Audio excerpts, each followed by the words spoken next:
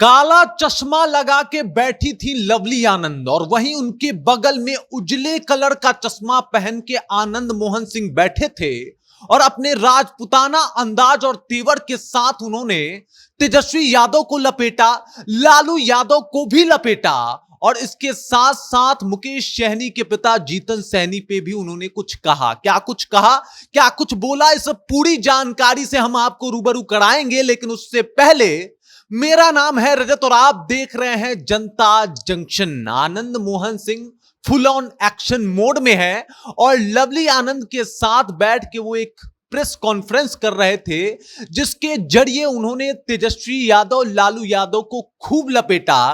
क्या कुछ कहा यही मैं आपको बताऊंगा। इसके अलावा उन्होंने जीतन सहनी के ऊपर भी क्या कुछ कहा उसके बारे में भी बात करेंगे। सबसे पहले राजद कार्यकर्ता, महागठबंधन के कार्यकर्ता मिलकर एक प्रतिरोध मार्च निकालते हैं।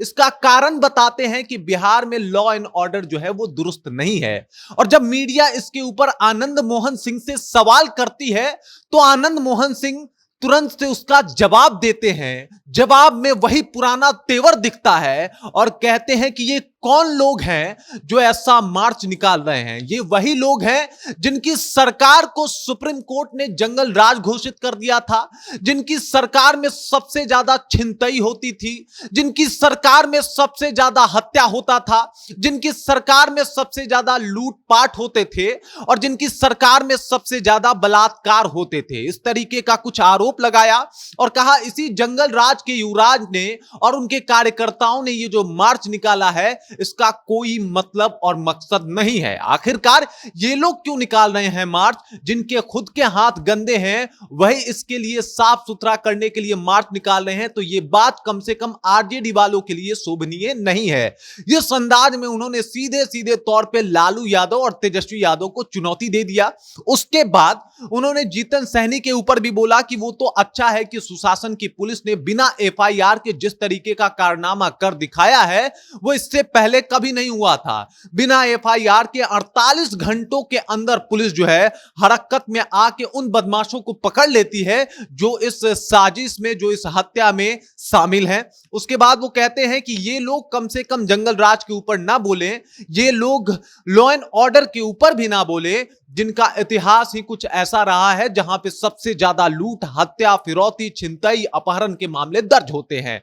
मतलब सीधे सीधे तौर पे उन्होंने तेजस्वी यादव और लालू यादव के उस शासनकाल की याद दिला दी जिसका जिक्र आज भी लोग करते हैं और कहते हैं कि भाई उस टाइम जंगल राज था। अब एक बार फिर से जो है Anand Mohan Singh full action mode में है। लवली आनंद भी उनके बगल में बैठी हुई थी और वो भी इसके ऊपर प्रतिक्रिया देते हुए कह रही थी कि जिस तरीके से ये प्रतिरोध मार्च निकाला गया है वो बेबुनियाद है, उसका कोई मतलब नहीं है। इसके बाद इधर आनंद मोहन सिंह ने कहा कि जैसे ही मुझे वक्त मिलता है मैं जीतन सहनी के लिए भी भावभीनी श्रद्धांजलि जो है वो देने के लिए वहां पे जाऊंगा। दरभंगा जाके उनके बेटे से भी मिलूंगा, यानी मुकेश सहनी से भी मिलूंगा, उनसे भी बातचीत करूंगा।